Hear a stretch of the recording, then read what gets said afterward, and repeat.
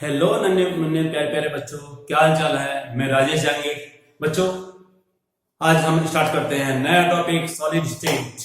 Yes, आप लोगों ने स्टेट्स ऑफ मैटर के बारे में पढ़ा होगा कि मैटर की स्टेट्स होती है वो कितने टाइप की होती है। बच्चों, मैटर की स्टेट्स 3 टाइप की होती है जो कि आपने पढ़ा था, solid state, liquid state and gaseous state. लेकिन एक और स्टेट होती है प्लाज्मा स्टेट, आपने सुना होगा। लेकिन वो जो स्टेट होती है काफी काफी काफी ज्यादा टेम्परेचर पर होती है। प्लाज्मा स्टेट वो क्या होती है, काफी काफी ज्यादा टेम्परेचर पर रहती है, यानी लैब के अंदर ही वो फिजिकल स्टेट पॉसिबल है, लेकिन अर्थ पर वो पॉसिबल नहीं है, या सन के अंदर प्लाज्मा स्टेट होती है।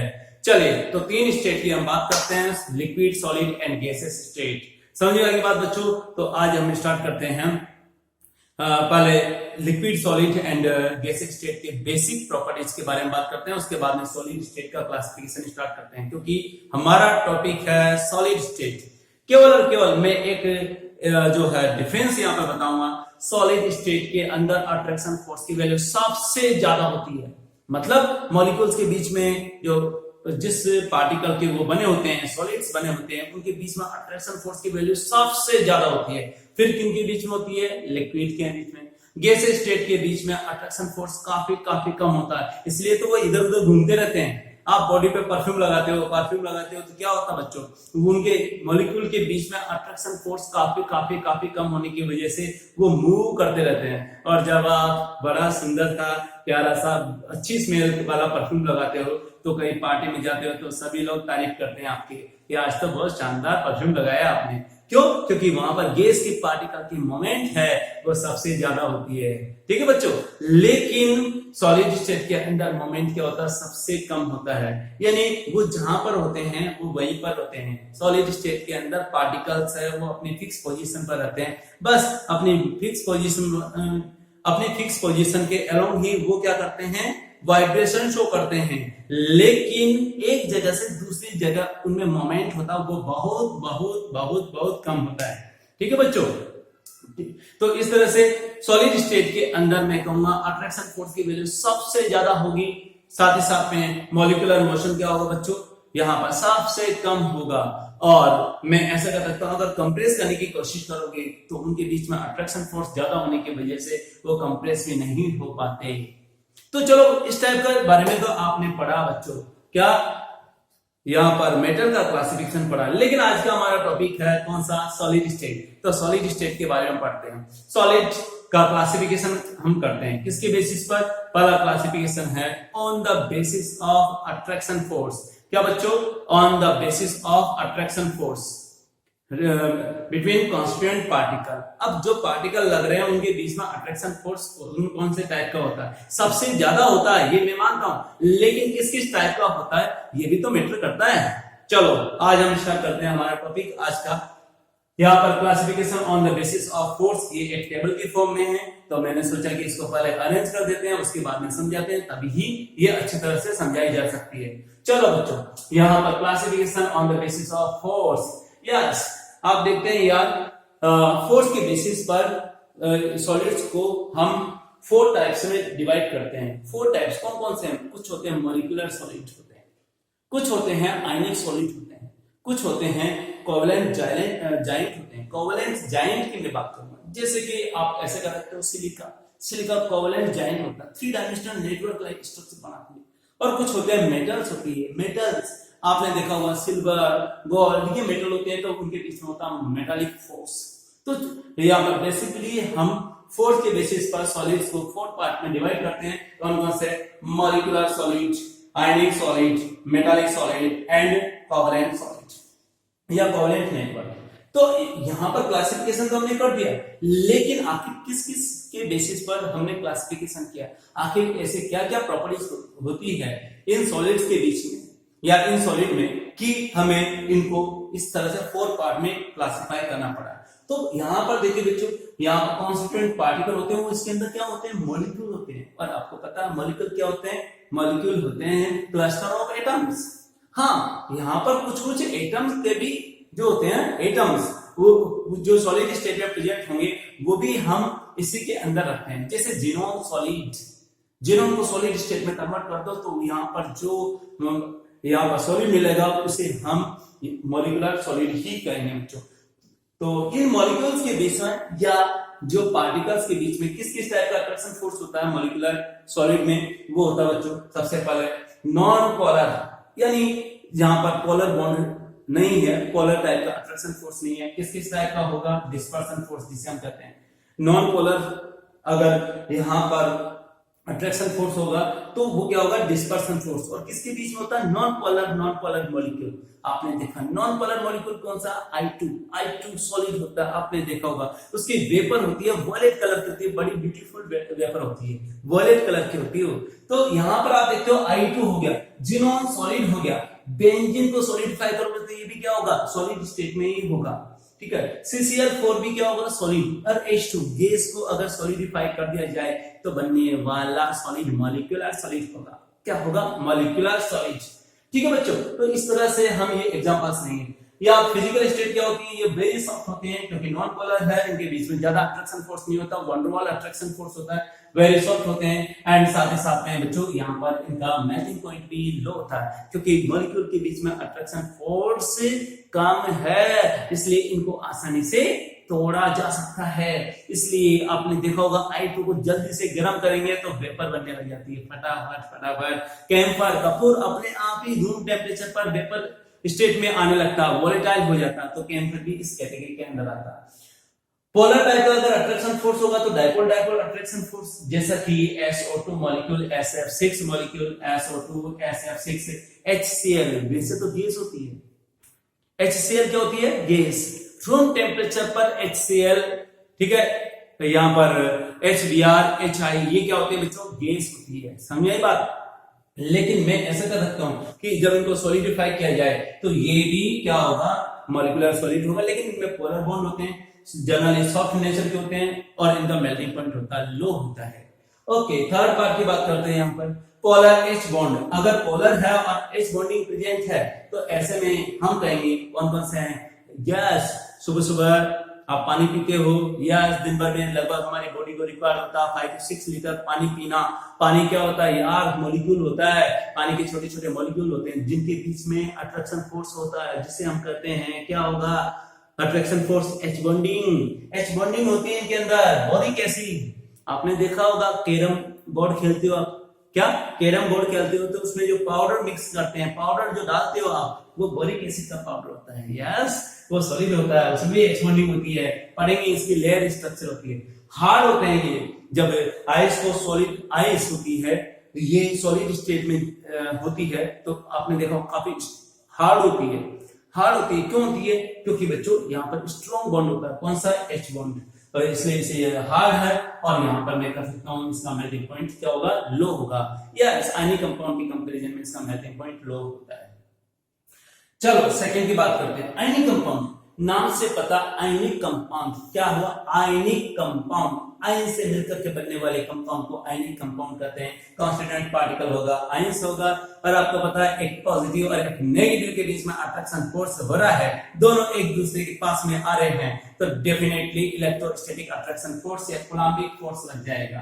कौन सा फोर्स लगेगा, कूलम्बिक फोर्स, दोनों के दोनों एक दूसरे की तरफ अट्रैक्ट होंगे इस तरह से, ठीक है बच्चों। तो मैं ऐसा कर सकता हूं। साथ ही साथ में आपने देखा ये क्या होगा यार, NaCl, Na positive and Cl negative के बीच में लगने वाला अट्रैक्शन फोर्स होगा। जिंक सल्फाइड हुआ, कैल्शियम फ्लोराइड हो गया, सीजियम क्लोराइड हो गया, ये सब के सब क्या होंगे बच्चों, आयनिक कंपाउंड है, वेरी हार्ड होते हैं। क्यों, नमक को आप गर्म करो, NaCl को, आप देखते हो यार 777 केल्विन टेम्परेचर इसका मेल्टिंग पॉइंट होता है, 777 अप्रोक्स, ये इसका मेल्टिंग पॉइंट होता है किसका, NaCl का, वेरी हार्ड होते हैं और साथ में इनका हाई मेल्टिंग पॉइंट होगा। चलो और बात करते हैं मेटालिक फोर्स। नाम से पता किसके बीच में होता है, मेटल्स के बीच में होता है। यस बच्चों, मेटालिक फोर्स प्रेजेंट होगा किसमें, मेटल्स के बीच में होगा। और आपने देखा यार इलेक्ट्रॉन C मॉडल के अकॉर्डिंग हम कहते हैं कि यार इलेक्ट्रॉन C के अंदर है मेटल आयन है ना, वो डुबकी लगाते रहते हैं, यानी उसके अंदर प्रेजेंट रहते हैं, जिसे हम लोग एयर के अंदर हम लोग प्रेजेंट है। सी के अंदर देखते हैं तो वाटर में एक्वेटिक एनिमल प्रेजेंट होते हैं, वेजिटेबल प्रेजेंट होती है, उसी तरह से इलेक्ट्रॉन के सी के अंदर भी मेटल आयन प्रेजेंट होते हैं। मेटालिक बॉन्ड होता है इनके बीच में, कौन कौन से होते हैं? All metals, copper, silver, zinc, यहाँ पर एल्यूमिनियम, ये एल्यूमिनियम है, ये सिल्वर है, गोल्ड, इस तरह से ले सकते हैं। यस, कैसे होते हैं? कुछ मेटल सॉफ्ट होती है, कुछ हार्ड होती है, इसलिए यहाँ पर सॉफ्ट टू हार्ड, ये हम इस कैटेगरी में जाएंगे बच्चों। किसमें जाएंगे? Soft to hard. Melting point होगा आगे, जो सॉफ्ट होगा उसका मेल्टिंग पॉइंट लो होगा, और जो हार्ड होगा उसका मेल्टिंग पॉइंट हाई होगा। चलिए बच्चों, लास्ट एंड फाइनल पॉइंट और देखते हैं। कौन सा? Covalent network. Okay, they have joint structure. कैसे स्ट्रक्चर होती है? जॉइंट, 3 डायमेंशनली, एक एटम से दूसरा एटम अटैच होगा, तीसरा, चौथा, इस तरह से अटैच होगा। जैसे डायमंड होता है वो जॉइंट स्ट्रक्चर होता है डायमंड। ग्रेफाइट होता है लेयर स्ट्रक्चर होती है, लेकिन वो कंडक्टिंग होगी। मैंने इसका मतलब एक चीज और बता देता हूं कि कोवैलेंट जॉइंट होते हैं, कोवैलेंट नेटवर्क होते हैं, दीज आर इंसुलेटर, इलेक्ट्रिसिटी का कंडक्ट नहीं करते। लेकिन ग्रेफाइट के अलावा जो है बाकी सब इंसुलेटर होते हैं। ग्रेफाइट कंडक्ट करता है। पेंसिल के अंदर जो निब होती है वो कार्बन की होती है, उसे बोलते हैं लेड पेंसिल हम बोलते हैं। लेड पेंसिल के अंदर लेड की क्वांटिटी होती है 0। क्या होता है? प्योरली ग्रेफाइट होता है, but this is conductor, soft होता है ये। ओके, तो किनसे मिलकर के बना होता है ये? कोवैलेंट नेटवर्क एटम से मिलकर के बना होता है। क्या किस तरह के बॉन्ड होते हैं? कोवैलेंट बॉन्ड होते हैं। और आपने देखा चारों तरह के बॉन्ड होते हैं, आयनिक, कोवैलेंट, ठीक है, हाइड्रोजन बॉन्ड और मेटालिक बॉन्ड। उन सब में सबसे ज्यादा स्ट्रॉन्ग बॉन्ड होता है, कौन सा होता है यार? Covalent bond. इसलिए इसका मेल्टिंग पॉइंट बहुत ज्यादा हार्ड होता है, वेरी हार्ड होते हैं, ब्रिटल होते हैं, ठीक है। और साथ ही साथ में एग्जांपल्स होते हैं carbon, silicon carbide, silica, aluminium nitride, graphite. Aluminium nitride ये भी काफी ज्यादा हार्ड होता है। सिलिकॉन कार्बाइड को कार्बोरंडम कहते हैं। क्या बोलते हैं बच्चों? सिलिकॉन कार्बाइड को कार्बोरंडम। ठीक है बच्चों, ये इस टाइप के जो है क्लासिफिकेशन हमने किया ना। आगे टाइप का या आगे देखते हैं बच्चों सेकंड टाइप का क्लासिफिकेशन, लेकिन इससे पहले एक छोटा सा क्वेश्चन हम लोग करेंगे। छोटा सा क्वेश्चन क्या है यार? देखो,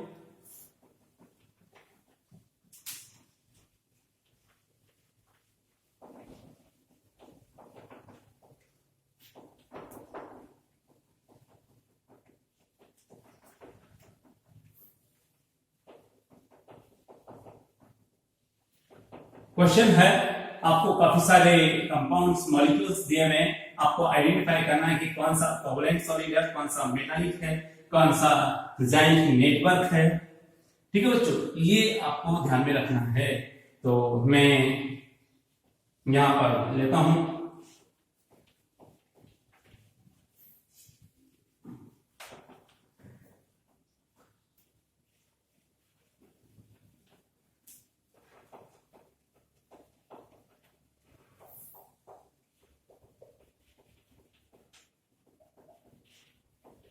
चले बच्चों, ये एक बार नाउ अगले टॉपिक पर आते हैं हम। ये रब हो गया चार्ट, इसको याद करना बहुत जरूरी है, बोर्ड के लिए काफी इंपॉर्टेंट है। नाउ इस तरह से क्वेश्चन आते हैं। क्लासिफाई, क्वेश्चन है classify the given substance in covalent, ionic, metallic and molecular solid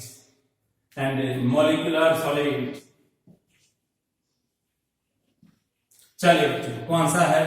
यहां पर आपको दिया हुआ I2 सॉलिड, ये आपका दिया हुआ NaCl सॉलिड। कैम्फर, क्या होगा बच्चों? Camphor.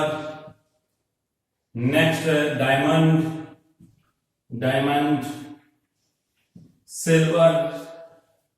Silver. Okay, now next xenon. तो आपका आंसर क्या होना चाहिए? I2। आपने देखा I2 इज ए मॉलिक्यूल, और आपको पता मॉलिक्यूल है तो इसका मतलब क्या होगा? ये मॉलिक्यूलर सॉलिड होगा। मॉलिक्यूलर सॉलिड यानी मैं ऐसा कर सकता हूं यहाँ पर इसको कैटेगराइज किया जा सकता है मॉलिक्यूलर सॉलिड में। तो आंसर आपका होगा यहाँ पर देखिए बच्चों I2 है वो क्या है बच्चों मॉलिक्यूलर सॉलिड। या मैं ऐसा कर सकता हूँ कि मॉलिक्यूलर सॉलिड कौन कौन से है वो देख लेते हैं आप। मॉलिक्यूलर सॉलिड,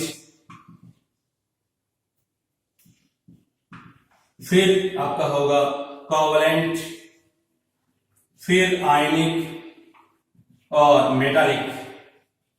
ठीक है बच्चों, ये आपका होगा। चलिए मॉलिक्यूलर सॉलिड कौन कौन से हैं? क्या I2 मॉलिक्यूलर सॉलिड है? यस, I2 मॉलिक्यूल्स होते हैं तो सॉलिड होगा इसी। यहां पर हम लिख सकते हैं I2। क्या लिखेंगे बच्चों सबसे पहले? I2। यस, NaCl, NaCl नमक, Na positive and Cl negative, दोनों के बीच में इलेक्ट्रोस्टैटिक अट्रैक्शन फोर्स होता है। इसका मतलब कौन सा होगा? आयनिक। ओके, उसके बाद में देखिए बच्चों कैम्फर। कैम्फर किस टाइप का सॉलिड हो गया? कैम्फर आपने देखा मॉलिक्यूल होता है, ये ऑर्गेनिक मॉलिक्यूल होता है, उस टाइप का सॉलिड होता है। तो यहाँ पर मॉलिक्यूलर सॉलिड में कैम्फर भी लिख देता हूँ। क्या? कैम्फर, कपूर, जिसे हम पूजा में काम में लेते हैं। डायमंड का नाम सुना है आपने? डायमंड, डायमंड क्या होता है? 3 डायमेंशनल नेटवर्क होता है यार। 3 डायमेंशनल नेटवर्क यानी कोवलेंट जाइंट मॉलिक्यूल होगा वो डायमंड होगा। कौन सा होगा बच्चों? डायमंड 3 डायमेंशनल नेटवर्क होगा। और सिल्वर, आपको पता है सिल्वर है वो मेटल है, और मेटल है तो इसका मतलब इलेक्ट्रॉन सी के अंदर जो है यहाँ पर मेटल आयन प्रेजेंट होंगे, इसलिए यहाँ पर ये मेटालिक सॉलिड की कैटेगरी में आएगा। और अगेन जीनोन, जीनोन क्या होगा बच्चों? ये जब सॉलिड स्टेट में होगा तो मॉलिक्यूलर सॉलिड की तरह बिहेव करेगा, क्योंकि इसके बीच में जीनोन के मॉलिक्यूल के बीच में अट्रैक्शन फोर्स की वैल्यू क्या होगी? काफी काफी काफी काफी कम होगी। तो यहाँ पर मैं लिखूंगा जीनोन सॉलिड। ओके बच्चों, ठीक है। तो इस तरह से हम आज के लेक्चर में फर्स्ट टाइप का क्लासिफिकेशन देखा। कौन कौन सा देखा हमने? यहाँ पर अट्रैक्शन फोर्स के बेसिस पर मॉलिक्यूल्स को, सॉलिड्स को किस टाइप से हम क्लासिफाई कर सकते हैं वो देखा। नाउ अगली क्लास के अंदर हम मॉलिक्यूल्स के क्रिस्टल में या सॉलिड के अंदर अरेंजमेंट के बेसिस पर क्लासिफिकेशन देखेंगे। Thank you.